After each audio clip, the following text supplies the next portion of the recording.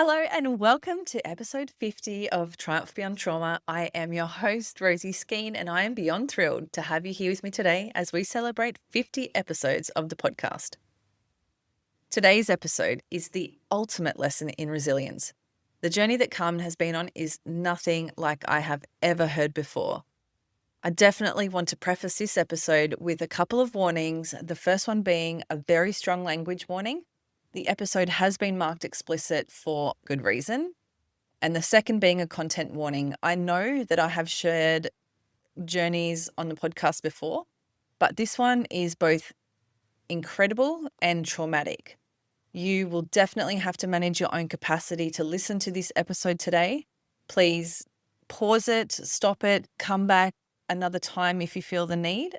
Today, I'm honoured to share the journey of someone whose story is raw, powerful, and unforgettable. Detective Sergeant Carmen Butcher of the Northern Territory Police. In 2006, Carmen was on a police study tour in Egypt when tragedy struck. A bus that killed 6 people and seriously injured many more.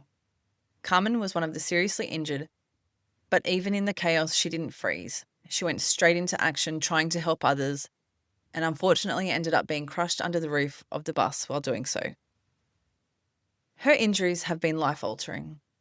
She was told that she might not walk again, but Carmen doesn't do things by halves. Not only did she walk again, she went back to work, back to service, back to showing up for people in some of the toughest situations, including child abuse investigations and working with vulnerable communities. Her courage hasn't gone unnoticed, and in 2018, she was awarded Police Officer of the Year for Northern Territory by the Rotary Club of Darwin, which is phenomenal when you hear her journey and just an incredible testament to her character. This conversation isn't just about what happened on that day in Egypt. It is about what happened after. The recovery, the questions of purpose, the moments that she probably never imagined she'd get through, but did anyway. It was an absolute honour to speak with Carmen. She is a true salt of the earth woman, and I know that she's still walking through some pretty tough terrain. Different from Egypt, but no less challenging. And she does it with the same grace, grit, and heart that she always has. I want to send her so much love today and in her journey ahead. I hope that you all take something really special from this episode. For me, it's the reminder that if Carmen can get through what she's been through and still keep on and still keep laughing, then so can I. It is my absolute privilege to bring you this very, very special episode 50 of Triumph Beyond Trauma. Welcome to Triumph Beyond Trauma, the podcast that explores journeys of resilience and hope. I'm Rosie Skeen, a yoga and breathwork teacher and founder of Tactical Yoga Australia. As a former soldier's wife, mum to 3 beautiful kids, and a medically retired New South Wales police officer with PTSD, I understand the challenges of navigating mental health in the first responder and veteran community. Join us for incredible stories from individuals who've confronted the depths of mental illness and discovered their path to happiness and purpose, as well as solo episodes and expert discussions. Together, we'll uncover the tools to help you navigate your journey toward a brighter, more fulfilling life. Whether you're looking for helpful insights, practical tips, or just a friendly reminder that you're not alone, Triumph Beyond Trauma has got your back. You matter, and your journey to a happier, more meaningful life starts right here. Come, welcome to the podcast. Thanks. So good to have you here. Yeah, like I was just saying to you before, I've read a bit about your story and listened to podcasts that you've done, and it's intense. And I can't even begin to fathom what you've been through. But I'd love to start how you came to join the Northern Territory Police and how that came about for you, because it's a little bit of an interesting story. It is. So I grew up in South Australia. I was a country kid, grew up on a farming community of about 800 people. I went to Adelaide to school, and then I went to Whyalla and started a hairdressing apprenticeship. I broke my jaw playing softball. So I was working part-time, and my best mate down there was an electrician who got retrenched. So she was in the job seeker place looking for jobs. And I went in there one day, and I was in one of my hyperactive, happy, annoying moods. And she said to me, "Leave me alone, go and find jobs." So I just went around and wrote down every hairdressing job there was. And when we left, she goes, "No, go to the counter And I said, oh, I'm not really looking for a job. I've got one here. And she said, oh, go take it in there. So the lady's, oh, this one's interstate, this one's interstate. And I was like, look, I don't really care. Just write one down, whatever. So she goes, oh, this sounds like you, happy, bright, bubbly personality. And it's in Alice Springs. I said, yeah, beautiful. She goes, here's the address. Send your resume to them. So I walked outside, screwed it up and threw it in the bin. I was 20. And I went back in a few days later with my mate because she went in every day. And the lady said, oh, I've been trying to get hold of you. Don't worry about the resume. I've booked a bus ticket for you up there next week for a job interview. And I just went, you what? So I said to my mate, you're coming with me. I had never left South Australia in my life. I was 20 years old, never been on a train, never been on a plane, never been overseas, didn't have a passport, nothing. And here I was on a bus. And my hairdressing apprenticeship I did with my mum, and you could say we clashed, to be nice. And I couldn't wait to get out. And I was just like, wow. So we jumped on a bus. My mate snores like a freight train. We got on a bus in Port Augusta, and it was a 21-hour bus trip. I had the window seat, she had the aisle, and she slept and snored the whole way. I had a Walkman with a cassette in it. That's how, and I had Priscilla, Queen of the Desert of all tapes. It's the only one I had that I had to listen to for 21 hours to drown out her snoring. So I got here, I did the job interview and thought, wow, you're just like my mum. I don't want to work here. But we were decided to stay the weekend in a backpackers, and because we didn't have much money, we stayed in a communal room of 11 people. So there was 2 girls and 9 boys on bunk beds. And of course, she was on the top snoring with all the men. And I was laying there going, what have I done? Yeah. And then I found the job advert in a window in another hairdressing salon. So I went in there and I got that job. I got the other one as well, but I didn't want to work there. And I got that job and I went back. I had a jaw reconstruction. I packed my gear up in my car, put it on the train, and I moved to Alice Springs, knowing absolutely no one. And my mate was still in Whyalla. So, yeah. So, and then I cut hair here for, I think it was 3 years. And I cut a gentleman's hair one day who had just graduated from the police. Oh, so before I left South Australia, I applied for SA Police. Okay. And I got the letter to say that I'd been accepted into the testing and everything when I got here. And I thought, nah, I've left. I've made the break. I'm not going to go back. So this guy came in and he had his hair cut. And I said, oh, yeah, I applied for South Australia Police, but I moved up here, blah, blah, blah. He came in, that was a Tuesday. He came in on the Friday with the paperwork and said, fill it in. I will be picking it up on Monday, completed, no excuses, and walked out. What? I filled it in and yeah, next thing you know, I'm in the police. I was 23. So Wow. I got accepted. I did all the testing. He did it here. And then I had just agreed with the boss, the owners of the hairdressing salon, to stay there for another 6 months because it's hard to get staff here in Alice for some reason, even back then. And when they said I'd been accepted, they said, you have to start right now. And I said, no, I can't. My word is as good as a written contract. Yeah. So I said, I can't. And they said, well, you have to go through this again. I said, look, if it's meant to be, it's meant to be. Anyway, they rang me 3 times trying to get me to go.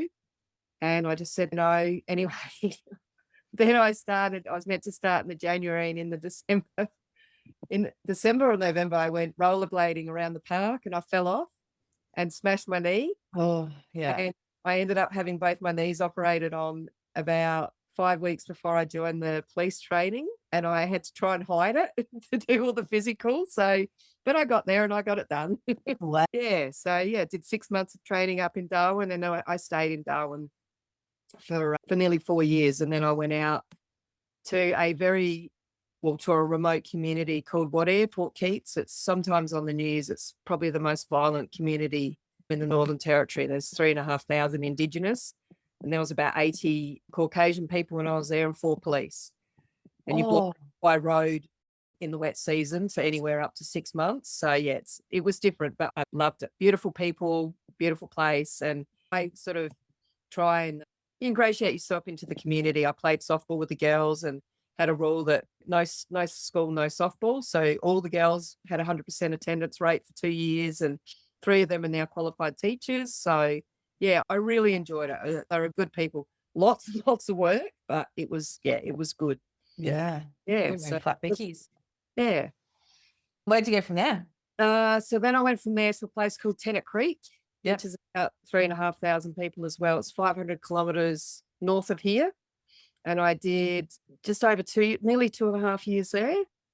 And I did my detective training when I was there, and then I ended up being a detective in charge of I was there were two detectives there, so I was sort of the second one, and then I was in charge probably for the last 14 or 15 months as the acting sergeant there. Also busy because you cover all the surrounds of it as well. And then I booked this trip to Egypt and they wouldn't give me the leave. So I said, fine, I'm leaving. I've done my tenure. And I applied to come to back to Alice Springs because they wouldn't give me the leave to go on that trip to Egypt. So I left a lieutenant and I really enjoyed that too. And I moved back to Alice. I bought a house. And my first day here, there was a murder. And I spent 13 days working 16, 17-hour days on the murder. And then I opened up a couple of my boxes because everything was still packed in boxes in the house, and took some clothes out of it, put them in a case, got in the car, drove to Darwin and got on a plane and went to Egypt. And I didn't see my house again for 10 months. Yeah. Wow. That's so intense. Yeah. So that was nearly 20 years ago, right? Yeah, it was 19 years ago in January. Yeah. Yeah. And what was the trip for? It was a police study tour. So it was for police employees, their friends and family. There was a guy in Victoria called Stephen Seif, who he was Egyptian born but lived in Melbourne, and he ran these tours. And two friends of mine, police friends of mine in Darwin, were going on another ones that said to me to go. And I invited a friend of mine from Tennant Creek who was a nurse whose husband had passed away 12 months before. So I thought, given it's the anniversary, take her out. And she took her two adult sons with her. So there was 4 territory women, her 2 adult sons, and one of the ladies that I was with, her 12-year-old daughter. And that was who was there from the territory. And then there was, majority were Victorian. There was some Queenslanders and New South Wales people in there as well. And so basically you took your police uniforms, because we did a visit to, if you wanted to wear it, we did a visit to the police academy and the like fire and all that for a day. You wear your uniform. I believe they say then it's tax deductible, but I wouldn't know because it'll turn bad. Yeah, I didn't get that far. So we had I think it was 28 days we had, because we were supposed to go to a place called Sabah on the way home because the flights didn't work out. And yeah, we did, I think it's Singapore on the way out. No, it wasn't Singapore. I can't remember where we stopped for one night on the way over on the trip there. And we were only there 3 days when that was it. So it was cut very short. Yeah. And I remember listening that you actually got to see the pyramids. Yes. So we did go to the police academy. When we got there, that we had this, it was very weird. We had this timetable and we had this 5-star accommodation. When we got there, we were in different accommodation, which was average to be nice. Not 5-star. 5-star. We had to hand our passports into this travel agent, which I was like, and the whole itinerary changed. So everything that we were meant to be doing was all swapped around. So we did get to see the pyramids. I would have been pretty annoyed if we didn't, and the Sphinx. And we did go to the police academy, and it was amazing. They brought out these beautiful horses that they use for policing. They brought out their dogs. They put on this wonderful show. The police academy's got gold trim everywhere. And I think at the time there were 10 female Egyptian police officers that had just been through, and that was it for the whole of the country. Wow. And we went to their first response, and they had all this amazing equipment for fire and rescue and all the rest of it. And I'll tell you what, we didn't see one piece of it after the crash, not one for show. Yeah, and then that day we went to El Alamein and Alexandria, and it was on the way home from there. So that was our 3 jam-packed days, and that was, yeah. Yeah. And that's something that came up later too, isn't it? Like how busy your days were and how long the days were. Horrific. And those poor bus drivers, because there was one driver per bus, and they picked us up. We got there, it was night, it was late. They picked us up, took us back to the hotel. We had this meeting where we handed our passports in, and then they have to go and clean the bus, fuel it, and then they're back there at 6, 7 o'clock the next morning to pick you up, and you're out all day. And then they have to, and who knows where they live in comparison to where we were staying. And on that day, the driver that crashed actually fell asleep that we went into a supermarket thing or stopped to get some food or something, and he was sleeping on the steering wheel of the bus. And Sue Ellen, who I didn't know her before the trip, her and her mum were on it. She's now the godmother to my daughter. Her and her mum offered him some chocolate and some food, and I don't know if he took it or not, but he commented that he was tired. I mean, we were knackered and we were getting more sleep than we were absolutely knackered. And when we finished that night, we were meant to be going straight back, but then this Stephen decided that everyone wanted to go to a smoking house and do this. So we went and did all that. So we got back even later. Well, we were heading back even later than what we were supposed to be. I think by the time the crash happened, we should have actually already been back in the hotel well and truly by that time. So yeah, it was kind of a bit like, here's your itinerary. It all looks great. And when you get there, this is actually what you're going to be doing. So yeah, it was, but they text the whole time. They're talking and overtake each other and race. While they're driving. Yeah, and we had plainclothes military police on the bus as well with us. And I speed, I'll be honest. I like driving fast, but safely. I like to go out and used to race go-karts and that sort of stuff. So I've got that little bit of this is a really big bus. Yeah. You're sitting there sending a text message, swerving all over the road. The speed limit, I think, was only 100. They were doing probably at least 120, 130 most times on the bus. And yeah, just overtaking like they're playing a computer game with each other. It was ridiculous. Wow.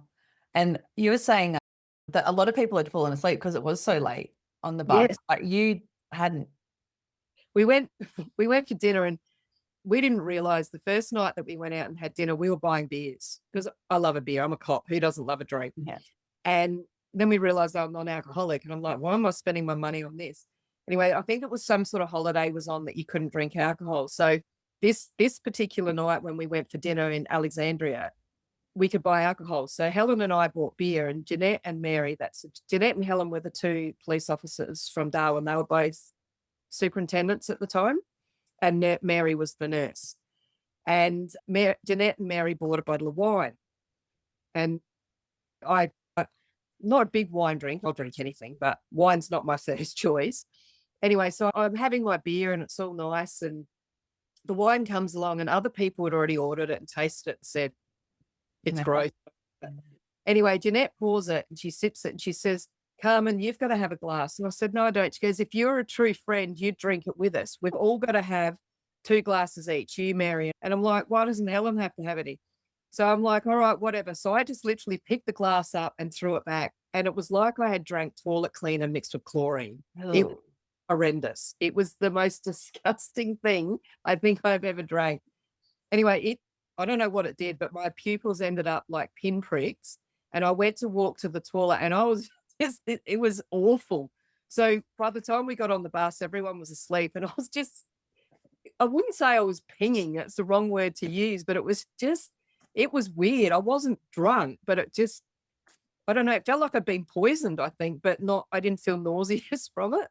Tried down my glass. Jeanette and Helen are like, oh, we're not drinking it. So I'm like, oh yeah, good on you, guys. But we did go to the smoking house after that. So I had a fair bit of time to work off before I got on the bus. And by then it was kind of it's like when you eat something really disgusting and you just cannot get rid of the taste. It was like that. And I actually thought that it was going to start eating away my esophagus and my stomach because it had to have some sort of chemical or something in it. It was rank.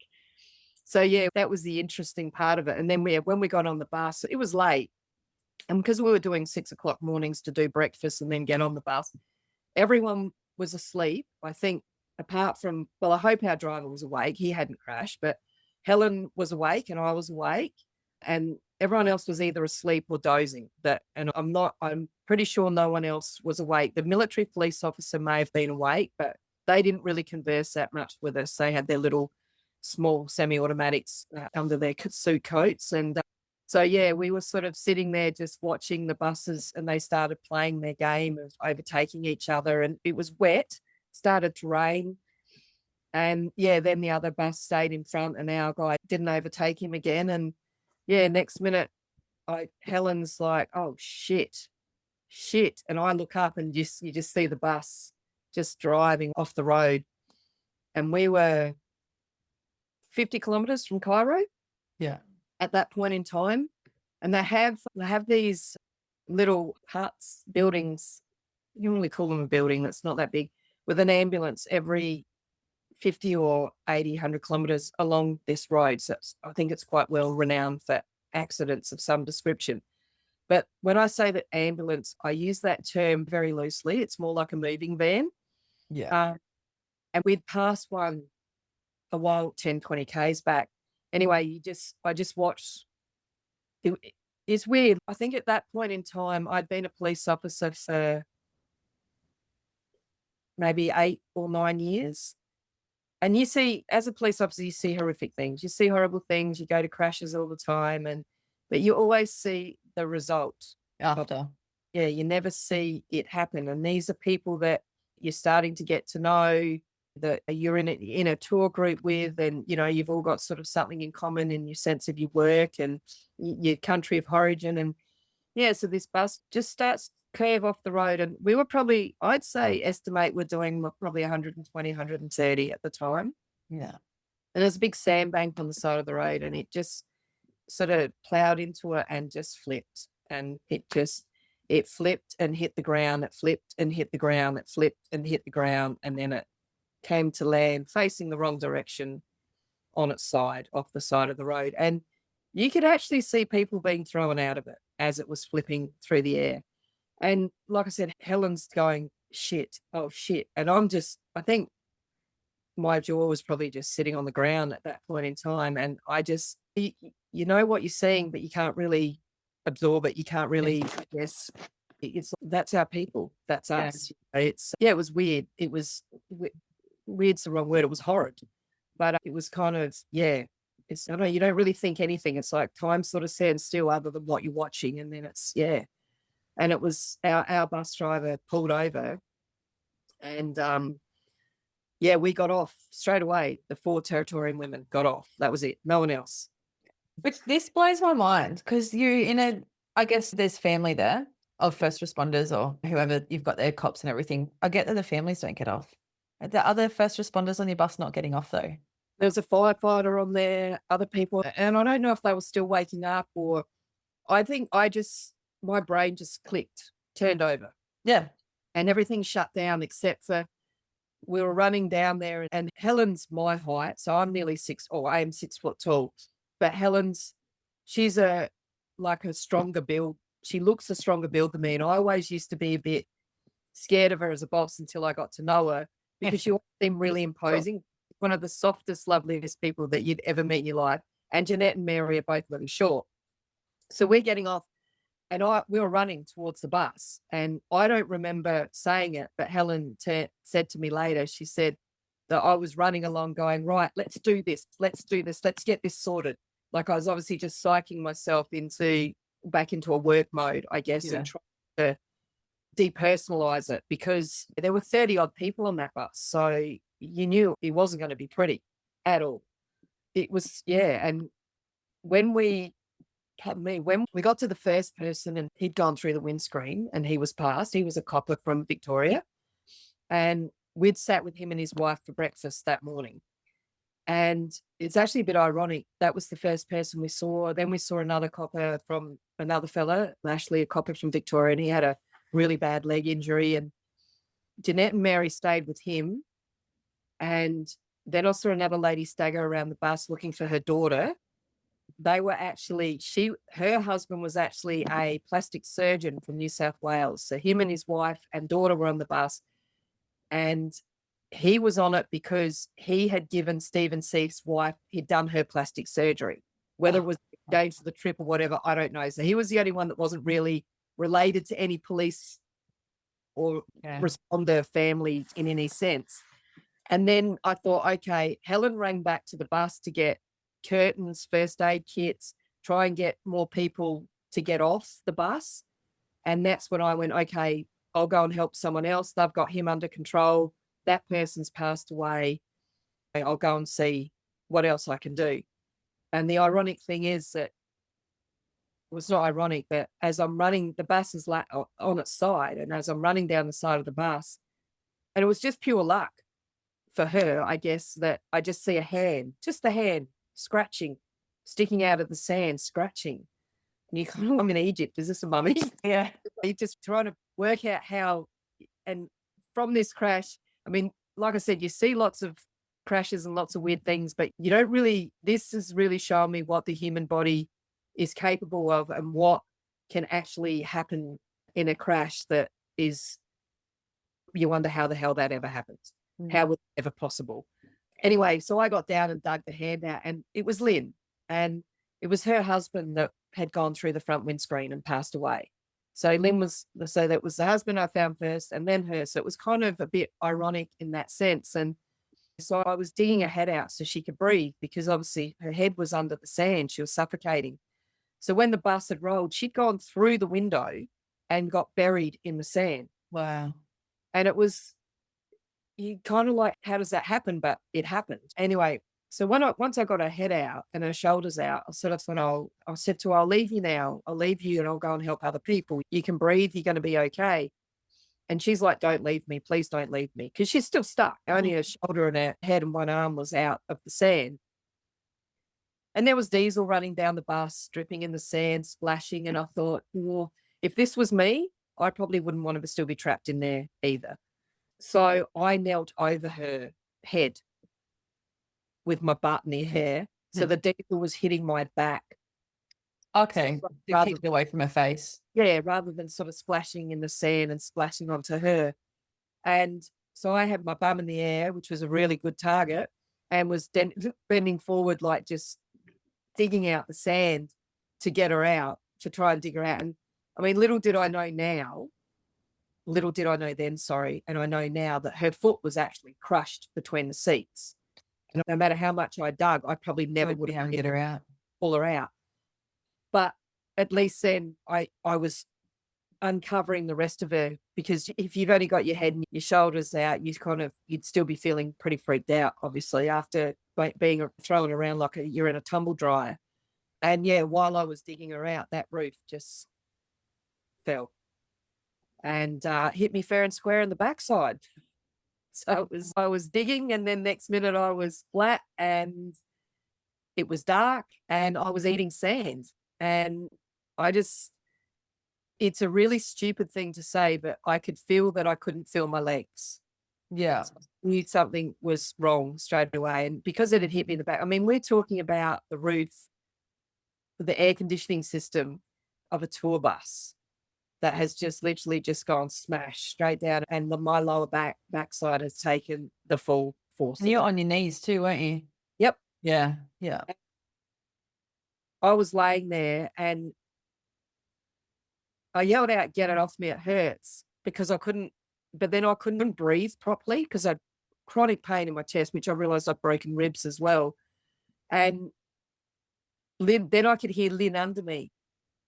She's saying, what's happening? Get it off me, get off me.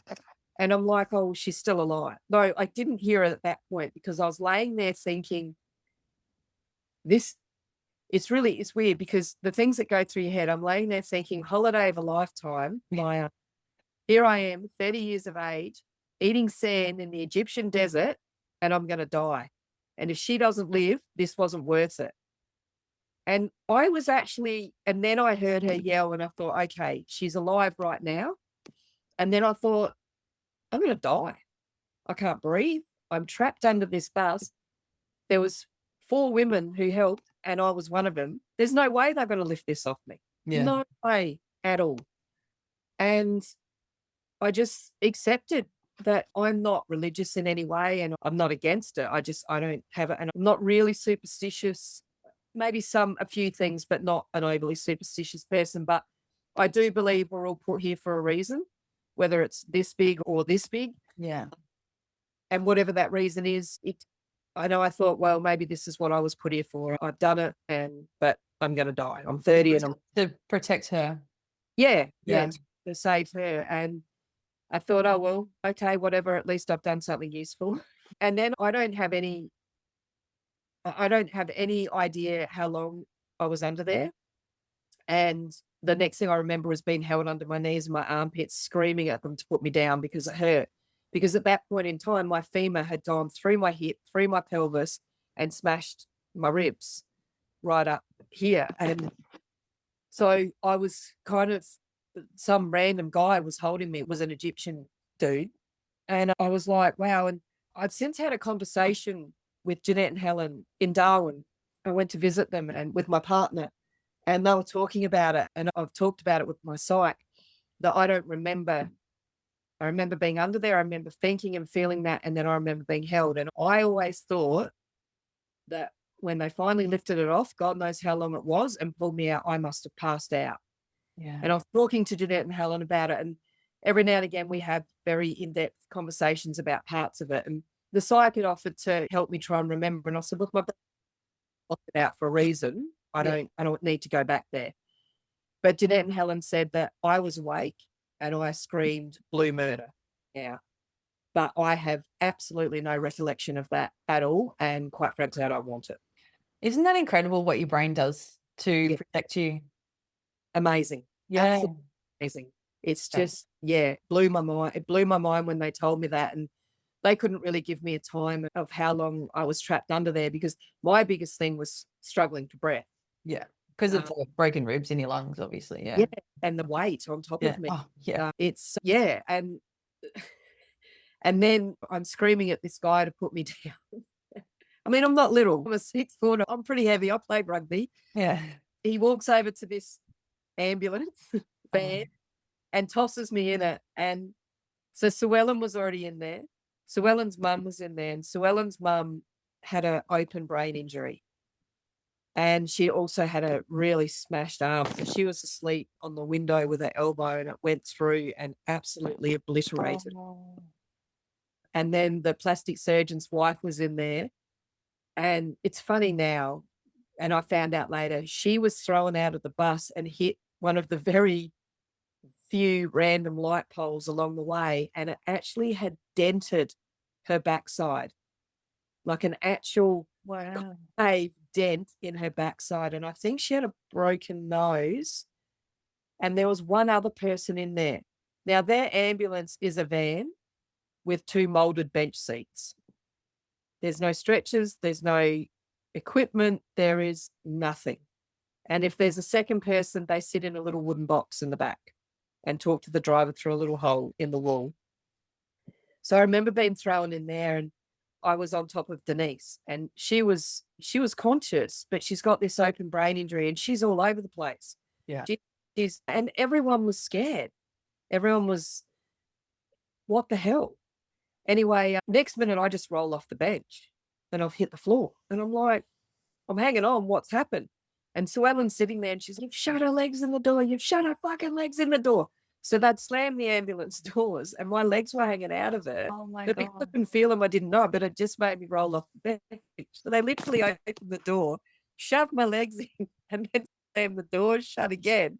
And we're driving back to Cairo. So we're on 50 odd Ks, and then however far it was to this hospital.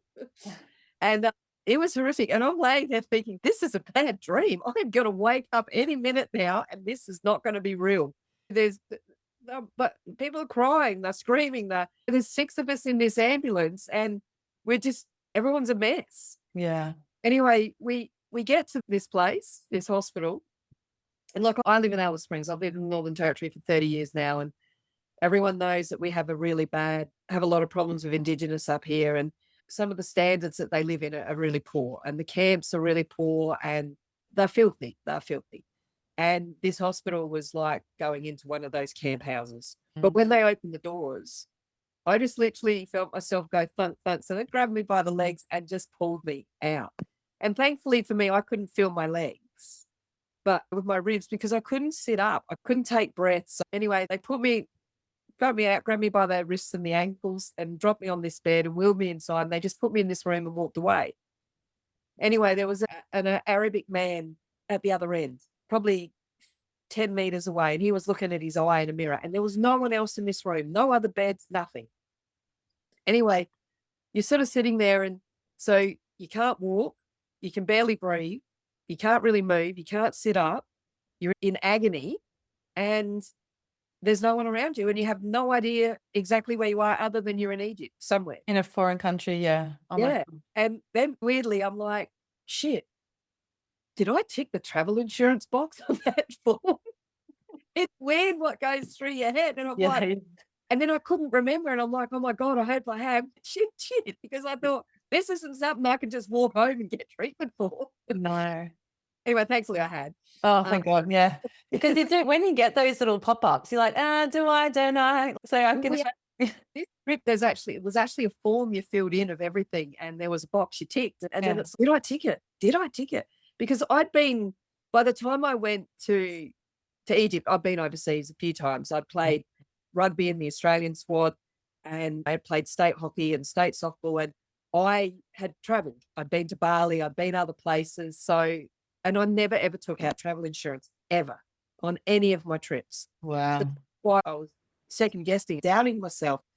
Anyway, yeah, so then this guy comes in dressed in white, and I said to him, can you help me, please? Do something. I'm in pain. And he picks up my pants. I had long pants on. He picks up my pants by the knee of my right leg, the one that I went through. And he picks it up off the bed and holds it up and he says, good? And I said, it's a bit better, yes. And he said, good then. And then just let it go and walked away. And I was like, ah! And I've got a fairly high pain tolerance, but by God, that tested it. And you hadn't had any pain relief either, have you? I hadn't had anything. No. And then Sue Ellen walked through and I said, Sue Ellen, can you take this? And I gave her my jewelry and my passport. Why did I have my passport back? Did he give it back to us that day? Maybe it wasn't my passport, it was my wallet with my money. I said, can you take this? Because I have no idea what's happening to me and you can at least walk. Anyway, I was there for, I don't know how long. And then they came in and they said, oh, we're going to take you. No, they didn't speak very good English. They're like, X-ray. And I'm like, yep, whatever. So they wheel you through and there's this bench there, like just a flat bench and this archaic looking machine next to it. And the bench had sand all over it. So I knew I wasn't the first one to go in there.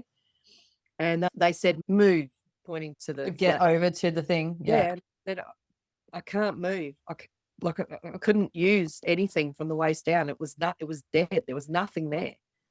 And they're like, move. And I said, I can't. So wrists, ankles, pick up, drop on the bed again, on the bench. And then they finish it, pick you up, drop you back. And then they're wheeling me off. And this guy comes up and he goes, your hip dislocated. No, your hip dislocated. And I said, mate, I think there's a bit more than the dislocated hip going on here. And he goes, oh, we must fix it. I'm like, no, neck minute. Injection in the back of my hand. And I wake up being wheeled into a room by two men slamming into walls. And every time they hit the wall with the bed, you're like, oh. We get into this room. My leg is bandaged. My pants are off. My leg's bandaged. And there's this red plastic, it looked like a car oil bottle. Oh, yes, yeah. My legs. They push the bed in, they pick the bottle up and throw it over the end of the bed. So my leg goes, whoop. And that, I figured that was my traction. That's how yeah. Oh my God. Nothing's gentle. And I just laid there and it's just like, the fuck is this? Like, seriously. There was blood and feces smeared on the wall. There was a cat sitting in the windowsill meowing its guts out. There was crap all over the floor. And I'm just like, oh my God, I'm going to die in this place. This is not a hospital. This is not a hospital's arsehole. Anyway, I laid there for I don't know how long. And then in the end, I'm just like, oh my God, help. Is anyone out there? I could hear other people yelling and crying and screaming. And I'm like, is anyone there? Please, is anyone there? And Sue Ellen again, bless her. She came in and she said, and she'd seen it and she actually had a collarbone injury and a lip. And she actually got a pair of nail scissors out of her bag and trimmed her lip herself so that they wouldn't touch it. That's how bad. Oh my God. And she came in and she said, what do you want me to do? I said, can you find Jeanette and Helen, do something? And then she said, all right. And she left. And then I'm like, why didn't I do that? Why didn't I just tell her to stay here?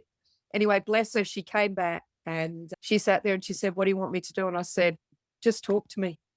Just talk to me. And that saved me from going insane. It saved me from God knows what. And it probably helped her because she went into the hospital with her mum. Her mum was bleeding from the ears and the head. And they wheeled her mum into ICU, shut the doors, and she hadn't seen or heard anything since. So she just sat there and told me her life story. basically, while I just laid and listened because it took my mind off what was going on. And, I was I was so grateful, and we forged an amazing friendship as a result of that. Hence the reason she's my daughter's godmother, who's my daughter's now 13. So yeah. But and then Jeanette and Helen finally came into the room, and by that point in time, my bladder felt like it was the size of a football field. And I said to Jeanette, I said, I need to go to the toilet. I need to wee. And she said, just do it. And I said, I can't. She said, just do it. It doesn't matter, because it was cold. We're in Egypt, but it was cold. And she said, just do it. Just don't worry about it. Don't worry about the bedding. And I said, no, you don't understand. I actually can't. So you still had no feeling from your waist? Yeah. I Yeah. can't make anything work. So she trots up to the nurse's station. She says it was a nurse's station, and there was 3 nurses and a doctor or someone in there. And she said, this person needs a toilet. So they handed her a bedpan. She said, how the fuck do you think she's going to be able to use that? She can't use anything. And she comes back. Then this guy walks in who says he's a doctor. And he says to me, toilet, yes? And I said, yes. Okay. And he's got this tube, and he said, are you a virgin? I need to put catheter in. And I looked at Jeanette and I said, what the fuck has being a virgin got to do with putting in a catheter? I'm scared. And Jeanette's like, don't worry about it. Just fucking hell. Next minute, I could thank God I couldn't feel anything, because God knows what he did. But eventually it ended up where it needed to end up. Oh my days. So I was just late, and I was like, oh, fuck. Anyway, then Jeanette and Helen said, look, we're going to go off and see other people. Don't let them take you anywhere. We'll be back. So they left, and then however long later, they came in and started wheeling me out of the room again. And I'm like, no, stop. You can't take me there. No, you go, you go. And I'm like, no, where are you taking me? No, you go, you go. And I'm like, and I said, and I yell out, Sue Ellen, tell Jeanette and Helen I've gone that way, right? Because I still can't sit up, and I'm trying to, when I say yell, it's a loose term when you've got busted ribs and Yeah. had any, but it's pretty hard to get any strength out of anything coming from your chest. Anyway, as we get to the end of the corridor, we turn to the right, and I look left, and Jeanette and Helen there, and I'm like, Jeanette. And she's like, oh. Anyway, she comes running down, and we go into the lift, and they go over actually had a lift, surprisingly, this hospital. But you go over the lift where the door's in, it's like, ka-dunk, and you're sort of like, and it's, they get in there, and they're in there talking gibberish, and we get out, and then there's this other dude there, and he pulls the stretcher out, ka-dunk again. Then they have an argument. The stretcher gets pulled back into the lift again. Then it goes out again. Then it goes in again. And I'm just like, stop. Because every bump was killing me. Yeah. And it turned out that they were having an argument because they'd done x-rays and I had one of their gowns on. They wanted money. But we couldn't understand anything that they were saying, and we didn't know. And it was an ambulance that had come to pick me up. Because in the meantime, Jeanette and Helen had run one of their really good friends back in Darwin, who was the commissioner's staff officer here. They rang her and told her, and he was the one that then got us all transferred to a military hospital. And we finally get into this ambulance and another one, but I was on a stretcher this time. Anyway, Jeanette came with me. Helen stayed there to help others, and Jeanette came with me, which I was eternally grateful for. And my phone was ringing. I had my mobile phone over there, and I could hear someone hysterical on the other end. They're like, no, she's all right. So the news had reported I'd been killed over here in Australia. So someone had rung my phone, and Jeanette's like, no, she's alive. She's banged up, but she's alive. Anyway, she gets off the phone, and it was freezing in this ambulance. And this guy's sitting there on his little wooden box talking to the driver. And she was holding my hand, and then she let go, and she was holding the bed. And I still can't sit up at this point. And I still had no pain relief. I'd been knocked out to do whatever they did to put that oil bottle on there, but still no pain relief. We'd hit 10 hours by now since the crash. And Jeanette says to the guy, excuse me. And she's gone like this with her head. And she's, wait, excuse me. And he goes, oh. And he gets off his box, and the driver slams the skids on, and you can hear the doors slam shut. So the doors of the doors open. Yeah, the doors of the ambulance were hanging open. Jeanette's holding the stretcher in the ambulance. And he gets up and checks him. He's like, yeah, good now. And off they go. So when we get to this new hospital, I'm just like, and Helen had beaten us there. God knows how old she met. I don't know. Anyway, they go and they pin a number on me and they go, here's your patient number, like zip it on my, and I pick it up and look at it. It was number 13. I thought, it's fucking, of course it is. Fucking, of course it is. What else would it be? And then I got a jab in my leg. It was my first pain relief. I got a jab of morphine, and that was the first pain relief in over 10 hours since that. And it was just like, fuck. It was so much nicer. So I went in for more x-rays, but they ran out of beds in ICU. But I found out that in Egypt, if you don't wail, you're not in pain. Oh, okay. When I'm in pain, I clench down. I say nothing. I go silent. And so I was sitting there and I was in and out of consciousness just from the pain, knocking me in, knocking me out. And they still didn't speak very good English there. We had to pay to have water. Yeah, right. Had to pay for stuff. So the consulate brought in boxes of water and toothbrushes and toothpaste. And then they finally, Helen had enough. And like I said, Helen's very imposing, especially when you're over there, you get a woman that big. It's not that common. And because I was laying down, no one could see what size I was. And like, I'm not saying she's fat. She's just a solid bone structure. Yeah. And she went out there and she just ripped him a new arsehole and basically said, this person's been in pain the whole time. You've done nothing. No, she's not wailing. She's not wailing.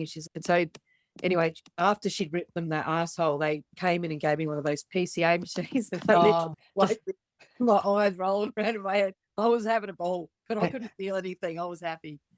And then they flew in the doctors from Australia to come in and assess us all. And they were talking about giving me a hip replacement. And I was 30. And I said, you what? And they said, oh, maybe we will, maybe we won't, blah, blah, blah. Anyway, they come over and assess it, but they don't do the surgeries. So I had to have my surgery in Egypt in that hospital. And when I came out of it, I don't react very well. I get cold and I start to shake, like I have epilepsy. And when I sort of was coming to, there's all these gloves filled with warm water, like making a human line. They keep me warm with blankets on me. And it's what had happened when I got back to the room. It was really early hours of the morning, so that the hospital was locked after a certain period of time at night and no one could come in and visit. So Jeanette and Helen and that couldn't come in and visit. And my sister had got a phone call from someone in Egypt. She was here in Alice, saying that the surgery hadn't gone well and I wasn't in a good way. So she rang my mum and told my mum.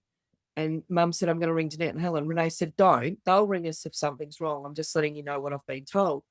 Anyway, my mum rang them. So Helen broke into the hospital. They broke in through a window. And she came in and she's sitting there and she's like, what are you doing here? She goes, see, you're alive. You're all right. And I'm like, yes. And she just burst into tears. Because they were the carers and the contact and the go-to runarounds for everybody that had been in that crash. And there were 28. There were 6 killed and 28 injured. And they were like the Mother Teresa's, so to speak. I've got a photo of Helen when I got to the UK. One of my mates from Darwin was working over there and she came in to visit me and she brought me in some English flag undies and some Australian food like lollies, a red teapot and just some stuff to cheer me up. And I've got a photo of Helen with a plastic black bobby hat on and my English undies over her shorts and a cape pretending to be Superman, which they were just, I would not be where I am without them being there for me. They were like my family. So the insurance company flew family over and I didn't want my mum there at all. And so I just said they can be my family. That's who I want. And so after I'd had this surgery there, they said, we're going to fly you to the UK. So they flew the 6 most serious injured in one Learjet, Austrian medical jet over, but we stopped in Austria on the way. And I had an epidural after the surgery. So I was okay. But because we stopped in Austria, by the time we got to the UK, the medication had worn off. And oh my God, it was only 8 hours after the surgery that we got on that flight. And I'd had 2 plates and 13 screws put in my pelvis. And I was fucking in pain. I was cranky and rank. And I got off that plane into an ambulance and they gave me a cylinder of that gas and I sucked that bitch down in about 30 seconds. It was just like, give it to me. Jeanette and Helen had flown on a normal flight and we were all sent to different hospitals when we got there, the 6 of us. And there was one lady who was really badly injured. She was flown on her own because she needed like 3 nerves Yeah. constantly. Anyway, when we get to the hospital, Jeanette and Helen got in there and they were tired and they'd had some issues at the airport, nearly missing the plane. And they still had Helen's 12-year-old daughter with them. And they get in there and they expect to see me all comfortable. And I'm there and I'm like in absolute agony. And Helen lost her shit. Yeah. You knew she was coming. You were meant to have this bed. You were meant to have this. Get her pain. And she ripped him. But it worked.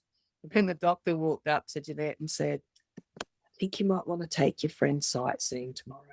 Keep away from the hospital. Get her out. Yeah. So I spent 10 days there. Then I was flown to Sydney and spent 3 weeks there, which meant to be 3 days, and then finally back to Darwin. So it was a long process, a very long process to get back. That's incredible. From the military hospital when you had your surgery, did anyone else do anything to you after that in all those hospitals, or they're just keeping an eye on you? No, so when I went to Sydney, when I had the surgery, I got when they finally took the epidural out, I had my leg back, but I only had my right leg to the knee. Well, the bottom of my right leg didn't work, so I had foot drop. So the reason I couldn't feel my legs was when my pelvis smashed, my hip smashed, it crushed my sciatic nerve. Oh. And that stopped any of the feeling. And I had some ligament damage in my back, but overall lucky that it didn't completely shatter my back, probably because my ass was in the air and it took the brunt of it. But so that Sydney assessed that and said, there's nothing we can do. And then I was flown on a stretcher back to Darwin, and they basically said, you need to give it 12 months and see if the nerve grows back, which they don't, and see what happens. So by the time I spent 3.5 months in the hospital in Darwin with Jeanette and Helen coming in every day. But yeah, so I didn't have any more surgery then, but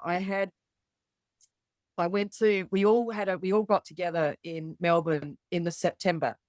I got out of hospital in July or August, I can't remember. Wow. So in the hospital in Darwin, and it must have been, I don't know, can't work it out. No, it must have been earlier than that.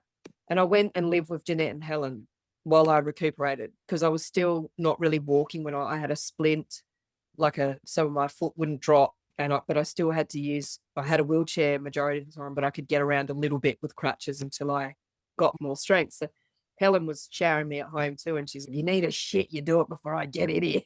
Anyway, bless her. And they have this Balinese retreat style home. It was just beautiful. It's the most amazing place to recuperate. Anyway, we all went over to Melbourne. The commissioner paid for us to go over, and we all got together. And in that time, I hadn't spoken to Lynn, the lady that I dug out, at all. So when she rang, I'd be asleep. Or if Jeanette and Helen rang her, she'd be asleep. Now we were on the same jet flowing to the UK, but different hospitals. We left the UK on the same day. Our ambulances were parked behind each other. She flew to Melbourne, I flew to Sydney. Jeanette and Helen went from Sydney over to Melbourne for her husband's funeral, the one that went through the windscreen. And I was really scared to see her, because I was struggling. I was told in the UK that I would probably never walk again. And I didn't really realize until I saw the first x-ray of all that metal in there, and I went, holy fuck, how the hell is that ever going to work? Yeah. I was a person who'd played sport. I played rep sport. I loved my sport. I was an active person. I didn't sit still. And I was 30. What the fuck was I going to do with the rest of my life if I couldn't work or walk or anything? And then I was like, if I go and see Lynn, because I'd learned that she lost her leg. So she actually lost her leg from the knee down. And The one that was trapped in the seat. Yep.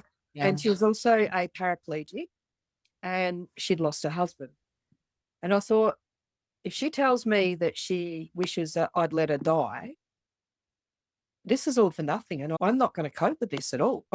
It's going to really fuck with my head. Anyway, we went to this reunion and we all caught up, and I was walking on crutches with my beautiful leg splint by that time, and other people still had some injuries, and Lynn was there in a wheelchair. And it took me ages to talk to her. And I finally went up to her and I'm like, hey, how you going?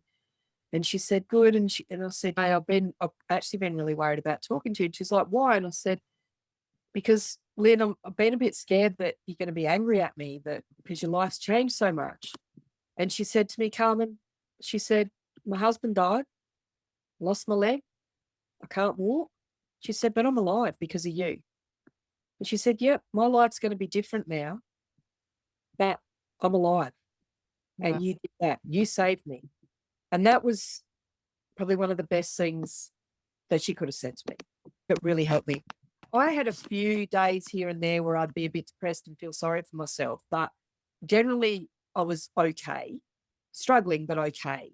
But I was on some horrendously heavy drugs. And when I found out, I was taking 120 milligrams of OxyContin a day. Holy shit. 10 milligram not top ups whenever I wanted it.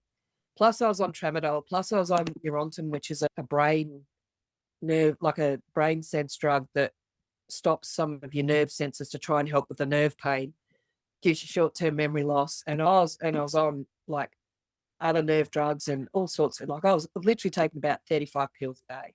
Wow.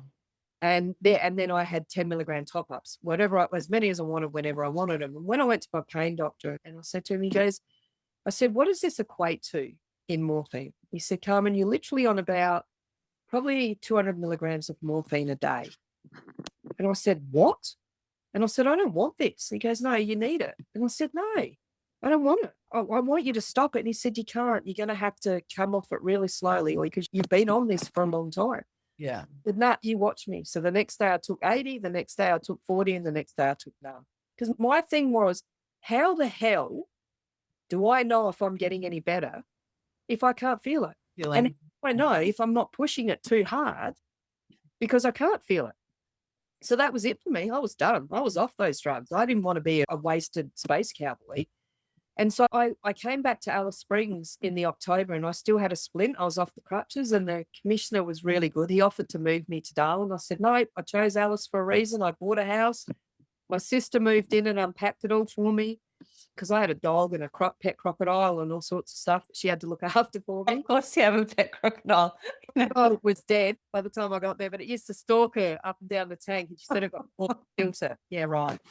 Anyway, I taught it to jump for its food. Maybe that's why she did. Oh, yeah. Anyway, I went back to work and it was weird because I wasn't me. Yeah. And when we were in that reunion in Melbourne, I went and saw a neurologist and he did some tests. He said, if you wait a full year, your nerve's not going to grow back. It's healed and it's not going to grow back. If you wait a full year, your leg's going to waste because you can't use it. He said, you need to go and do something about it now. So I got a referral to this guy in Adelaide, which surprised me because I thought it would have been over in Melbourne or Sydney or somewhere. And I went and saw him and he basically broke my ankle, took a piece of bone out of my hip and wedged it in there, put 2 screws that long straight up through my heel. Wow. Took the tendons and ligaments out of my 4 smaller toes and transferred them into my ankle joint. And Bob's your uncle. Now I can walk. Wow. So that was in the February. 13 months after Yeah. crash. Yeah. And so it was a massive setback because of the tendon, all that stuff being transferred. I was not allowed to put any weight on it. Now I lived on my own. I had a dog and I got back to Alice after the surgery and I'd make food and then I'd be like, how am I going to take it to the table? So I had to lean on my crutches and eat it at the kitchen bench. If I made a hot drink. But the first day I tried to feed my dog, I face planted because I was not allowed to put any weight at all. Then it got an infection and I'm like, oh my God, because if the infection went through, the transfer of the tendon ligament stuff it was not going to take. And so I had to go to the hospital and get the plaster, have a square cut out the plaster. There's this big infection hole in there that they had to sort out. And so I went back to Melbourne and then I got a moon boot so I could treat it properly. And I ended up staying over in Melbourne for a while with Sue Ellen because I was really depressed because I'd actually started to ride a bike before I had my foot done. And I used to get a shoelace and tie my splint foot onto the pedal and then ride this bike. So, because otherwise my foot just slid off the pedal all the time. So I just tied it on there and hoped for the best that I didn't ever have to, being my dominant side, I had to try and learn to, and it was like when I learned to walk again, it was the weirdest thing because I couldn't feel my foot at all. I had no feeling in my foot and you're watching your foot touch the ground, but you can't feel it. And this is the fucked up. this is really weird shit. And you'd overcompensate because you'd keep going and going, Waiting to feel it. and you couldn't. There was nothing. And it was weird. Really. And I had my old granny Zimmer frame that I was walking with so that I could at least go to the toilet, because I got sick of using bedpans. And my sister visited me once and decided it'd be funny to put it in backwards so it overflowed and filled the bed. Bless her little cotton socks. And so, so I was walking again and I was riding a bike, albeit tied to it. And now suddenly I couldn't do anything again. And I plummeted. I did such deep depression. It was bad. After I saw the doctor in Adelaide, I flew over to Melbourne and stayed with Sue Ellen. I said, here's my bag. I don't know how long I'm staying. And I caught up with a few people and I looked at them and I went, you know what? I'm actually doing okay. For what I've been through, I'm doing okay. But when I got off the plane, Sue Ellen met me and Lynn came and she wanted me to go to her husband's family for a meal and meet them. And so Lynn's family, they couldn't do enough for me because Yeah. I'm So grateful. Yeah. But I was embarrassed by it to a level. And when I went to George's family, they had a closed coffin. So I sat on the couch and Sue Ellen was with me. And then they said, we didn't get to see him. What did he look like? What did he look like when he was dead? And it was awful, because what do you say to people? What do you say? It's like, well, he looked like he was asleep because his eyes were closed, and you can't, it's really hard. And Lynn was in the kitchen and she didn't realize they were asking me that. And then she comes in, she's like, do you want a beer? And I said, yeah. And pour me in a VB. Well, my God, I have destroyed about 3.5 million cans of VB in this town, in this state, in my years as a police officer. And it's the rankest, most disgusting beer that I associate with filth. And that's what they bought me. At least it was in a bottle. And I'm just looking at it and I'm like, you know what? Fuck it. I need a beer. I'm just going to drink it. That's so funny you say that about VB, because I feel the same. One of my very good mates who's a cop, was a cop as well, she calls it dirty swamp water. It's the rankest beer. I was never that desperate, but that day I drank it. I was just like, fuck this. But yeah, so I had that done and I had another 10 months off of work after that. And I went back to work and I finally got cleared to work. And then they decided they weren't happy with the clearance and the bosses here. And they pulled me back into the office and said, you can't leave the station. And then I plummeted again. Yeah. Really depressed again. And then they stuck me in this house where they were doing surveillance on some bikey druggies. And there was a laptop in the house that showed their video feed. There was no phone. There was nothing. And I wasn't allowed to go to the station. I went to that house and did 12 hours and then I went home. I had no contact with anyone. And I laid on the floor in that house for days and cried and cried and cried. And I had my mobile and people would ring me and I couldn't answer it. I couldn't talk to them. I was so depressed because I'd worked so hard at walking. When they said you probably won't walk again, I'm like, you watch me. Because the worst thing or the best thing you can ever do to me is say you can't do something. And else, because I'm a stubborn bitch and I'll admit that to anybody. And it broke me. I'd worked my guts out to come back to work and I was treated like shit. And it was awful. And in the end, I had to take some time off because I actually thought that I would go there one day and just lay on the floor and take the 300 packets of OxyContin I had left, take a lot of them and not wake up. And I would not have given a shit. Yeah. And they didn't care. They did not care. To them, I was a liability. The commissioner was fantastic, but he had no idea what they were doing down here. Alice Springs is a completely different police force to Darwin. And it was awful. It was really awful. And then I went and I sat my sergeant's exam and I passed it. And then they put a guy that didn't pass it as acting sergeant over me. And they smashed me. And it turned out that they were pissed because I'd come down here, I'd taken a position in crime as a detective. I'd only done 1 day shy of 2 weeks, gone on holidays. Oh, and then you were off. And nearly had 2 years off. And they couldn't replace me because I was on sick leave. So they couldn't get another person in. And they had the shits. They said, gee, fuck, I'm sorry. I planned to go on a holiday and let a fucking bus fall on me and crush me. Yeah. Sorry for that. Next time the worst thing is it was all through the papers about the NT coppers and we were heroes and we were this and Jeanette and Helen were heroes. I wasn't a hero. I ended up getting hurt and I was just as much of a burden as everyone else. And I felt really guilty for that as well. I can sit here and say, yes, I saved Lynn's life, but then I became a problem as well. Yeah. It's not like I was on a holiday drunk, skiing down a slope and smashed into a tree. Yeah. I was actually doing something and put the NT police in a good light. The police were getting letters from police stations in America and everywhere about it, sending stuff through. So you'd actually painted us as, instead of being the outback hillbillies, we were actually a good bunch of people who had done a really good thing. But no way, not down here. They smashed me. And I thought, fuck yous, you can get lost. Anyway, I finally got put into they needed an acting sergeant in a job and I got put into it and I busted my ass. I worked my ring out. And the boss was really skeptical, I know. So before all that happened, that's right. One of my previous bosses, he said, look, he'd gone to act somewhere in a different area down here. And he said, I know you're getting a hard time. He said, we need an acting sergeant out at Yalara at Ayers Rock. Do you want to go and do that? And I said, yes, get me the fuck out of here.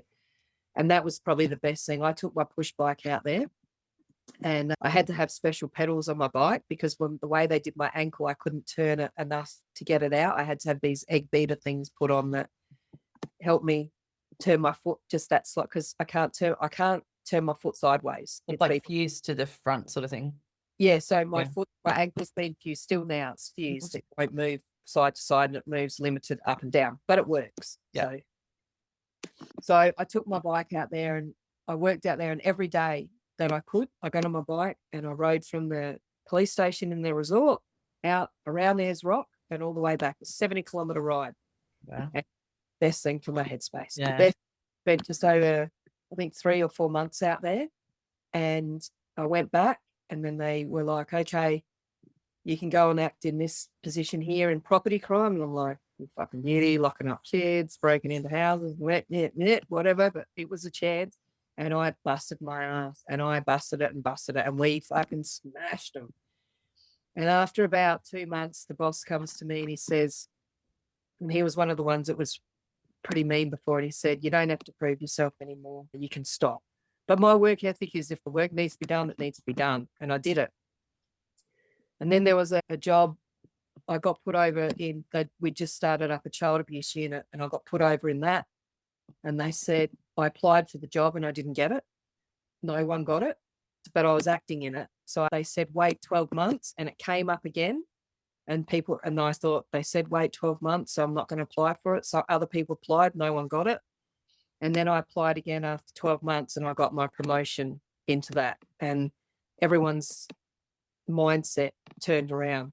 It's funny because you sort of sit here thinking about that. And when I went back to work in Darwin for a couple of weeks before I came back to Alice after I got out of the first 10 months of the crash, just to see how I went. And the NT police are such a bunch of smart people. My first day at work, I was sent there to go into crime to help with a guy who was doing a child abuse investigation on a remote community. So I go in there on the first day and the boss comes up to me and she says, Carmen, we haven't got enough members. I need you to go and witness an autopsy for me. I'm like, okay, whatever. This is my first day back after all of this. I go over to autopsy and what do they bring in? A motor vehicle accident. And I just stood there and I'm like, and the funny thing is I had clown shoes because this is when I still had my foot split.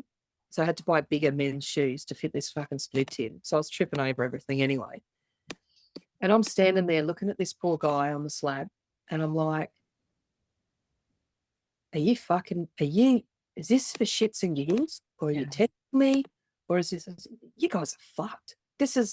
Let's ease it back in gently. Let's just go and throw her straight in front of a fucking dead person that's been smashed in a car accident that after what she's just been through. Let's see how tough she is. But I couldn't fucking believe it. And then I get a phone call and go, oh, look, the members can't make the next autopsy. Can you stay for that? A 5-day-old baby. Oh, yeah, great. Oh, my God. What my head and my trauma, this is fantastic. Because I don't talk to people. I don't talk to counsellors. They're all a bunch of waste of fucking time as far as I was concerned. I have a psych now. And when I was in the hospital, This guy came to see me, and I actually opened up and told him what had happened. And then he turned around and he was the police psych. He turned around and said to me, yeah, well, I'm talking to Jeanette and Helen as well. So I can't do it with you as well because it's a conflict. So I'll have to get someone else. And I went, go fuck yourself. So Helen used to pick me up from the hospital, wheel me in the wheelchair, wheel me into the appointment, shut the doors, and I would sit there and stare out the window for an hour and not say a fucking word. Wow. Because my trust had been breached. You wanted me to open up and then you turn around and say that to me. Yeah. It took me ages and ages. And I don't think it was until I came back down here to Alice and my sister had stored stuff under my bed when she unpacked my house. And I'd ring her up, where's this? And she goes, Sunday bed. And like I still had the dicky splint on and I up and down I was still a little bit stiff. I wouldn't say that I was moving like Wonder Woman. And I went to get under my bed. I couldn't crawl under it. I could not crawl under a dark space with something on top of me. Oh, yeah. So I made a counselling appointment. I went there and she said to me, Carmen, okay, let's be reasonable about this. Let's think about what are the chances of the bed actually falling on you. And I said, well, that's fine. I said, but let's think about this. What are the chances of a fucking bus roof falling on you? But it happened, didn't it? Yeah. Say, fair point. I don't crawl under. I had to go under a house last year. I was doing some gardening for someone and they needed a solenoid system where I put in, and I kept putting it off and putting it off and putting it off. And I'm thinking, why don't you just do it? And then I went to go on and I went, my brain had been making all these excuses because I couldn't do it. I could not crawl under this house without feeling like massive anxiety, panic, it's not claustrophobic. It's just scared. Yeah. Scared it was going to fall on me and I was going to be trapped again. Like it's weird what it does to you. It's just weird. But yeah, so it was interesting. But gift that keeps on giving. And since then I got a bone infection. When I was in hospital in Darwin, I was getting really bad infections and I ended up spiking a temperature of 44 one night. Oh my God. They were trying to feed me medication and I was just throwing it up. And I ended up with, because I'd had the surgery in Egypt, I ended up with this infection in my hip and it was fucking nasty. And so I had to go and have these special scan things on it where they put all that radioactive shit in you. Oh, you have to drink it. Yeah. Yeah. And so it turned out that there was this infection in there. It's probably some little scarab beetle running around having a little good old time in me. And I had travel insurance. And the minute you land in Australia, the minute that plane will first bit, fuck you. Yeah, you're back on Medicare. We made a deal because you choose where you go, and I wanted Darwin, and they said Sydney. So they agreed that I paid for everything in Sydney, but they would pay for me to fly back to Darwin. And that's why the 3 days turned into 3 weeks, because they wanted to wait till I could sit so they didn't have to pay for a stretcher. Guess what, arseholes? I didn't sit for about 3 months, so they had to send me back on a stretcher. Qantas were fantastic. Anyway, I had private health insurance, luckily, because I was in the private hospital. My hospital bill alone in Darwin was like $29,000. Yeah, wow. But my health insurance were like, well, so when I had these scans, they go, oh, yeah, we pay for them if it's an inpatient thing, but we pay at the hospital of admission. And sorry, but your hospital of admission was Egypt, not Darwin. So these scans were over $1,000 each, and Medicare pops up about $120. Yeah. Paying hand over fist for this shit. And then I went to hydrotherapy. Recommend it. Anyone that's got any sort of injury, fucking magic shit. I walked in water, not on it, in it, long before I ever put my feet on the ground. Yeah. So they took me to the pool and they'd put you in a little sling and put you in and you'd stand in the pool and hold yourself. And there was this dude there with his helmet on and I'm like, oh yeah, he was from East Timor. He was a copper over there, off duty, gone into work, pick up his pay. There was a riot. Someone cracked him one. They flew him to Darwin to treat him. Then they flew his wife and kid over and put them up in accommodation. And the government paid for everything. And here I am as an Australian citizen. I was overseas doing the right thing, saved a lady's life, get flown back, and I paid for everything out of my own fucking pocket. I could not believe it. Nothing against that dude. I'm glad he got the help he needed. But why the hell are we paying for our own in our own country when everyone else is getting it for free? Yeah. I couldn't believe it. So there's a lot of things that sort of, I think I ended up spending about 45 grand out of my own pocket as a result of this happening. And yeah, then I get this bone infection. Well, I get this bit of a pain and I started getting numb spots in my legs. So my foot still is dicky. I still don't have any feeling in parts of my foot. I still can't feel my big toe. And it changes. Like so you could run a tissue up my leg and someone's cutting it with a knife, but I can stand on a piece of glass and have no idea it's happened. That's incredible. Yeah. It's weird. And learning to drive again, everything, climbing ladders, everything, it's through your knee. It's not through your foot. So if your leg can't go any further, you know you're there. And I'm getting these patches. So I went back to the pelvic specialist down in Adelaide, and he took an X-ray, and one of the screws had come out, popped out. And he said to me, you got two choices. I can take the screw out, but if I hit your nerve again, you will not walk. That is it. But if I don't take it out and you fall over and it hits your nerve, you won't walk. Mm. And, well, you're not going to hit the nerve, are you? And he goes, I can't promise you that. So I went and bought myself an R6, Yamaha R6 motorbike, rode fast motorbike, and then booked in and had the surgery done. But when he opened it up, I had the worst bone infection ever. Yeah. There was pus coming out of my pelvis everywhere, apparently out of all the screws and everything. Anyway, I remember waking up thinking I am going to throw up. Every time I turned my head, I just heaved. And I had this red rash because I've got a scar on my ass that's about 1 foot long. And I've got a scar on my other ass cheek from when I was a kid where I had a skin cancer or birthmark cut off. And that was 23 stitches. So that's a decent one. So I tell everyone I was bitten by a shark or a crocodile, and that's why I've got scarred ass cheeks. I don't wear bathers or anything anymore. So I was in there. I got being moved from the orthopedic ward down to the infectious diseases ward, which is next to the morgue in the Royal Adelaide Hospital, down in the basement. So I wake up and I'm like, where the fuck am I? And I've got this fucking rash growing around my leg and it's growing. You can literally watch it spreading. And they're like, oh, you've got an infection and we don't know what it is. We've taken a sample. We just need the culture to grow, and we're treating you with broad spectrum antibiotics. I couldn't move. I just vomited. Anyway, it took 3 days for this culture to grow. And meanwhile, I thought my lady parts was going to be overrun with this rash and it was going to start eating me. And then they said, all right, you've got the superbug. Oh, what's the superbug? Anyway, they said, all right, we're going to take you down. We're going to have to put a PICC line in. I didn't know what a PICC line was. Never heard of it. So I go down there. So they put that little strap on your arm. And I think, oh, yeah, you beauty. They're going to take some blood. No, they put a hose inside of your inner arm, inside your bicep.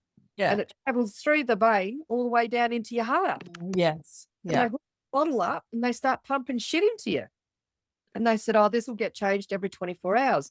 And it was called vancomycin. And I said, all right, tell me about it. And they said, well, it's kind of like the medication that's one step off chemo medication. So you're going to have blood tests every 3 days because it messes with your liver. So I come back to Alice Springs. I'm back on crutches. I've got an ass full of stitches again.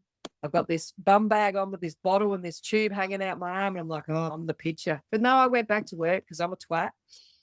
And I went back in there and they were coming in hospital in the home. So, okay, I get out of hospital first. I come back and I was meant to go into hospital here. And no one picked me up at the airport. There was no ambulance. So a mate had come to pick my bag up and I'm like, the fuck? So she drove me to the hospital. I go in there and said, I'm meant to be in. They said, oh, yeah, sorry, we forgot. We don't actually have a bed for you at the moment, so you're going to have to sit in A&E. So I'm in A&E in a bed with a curtain around it, 2 beds with a curtain around it. And I've got this really lovely lady next to me all over the floor. And I'm just like, I have got a superbug.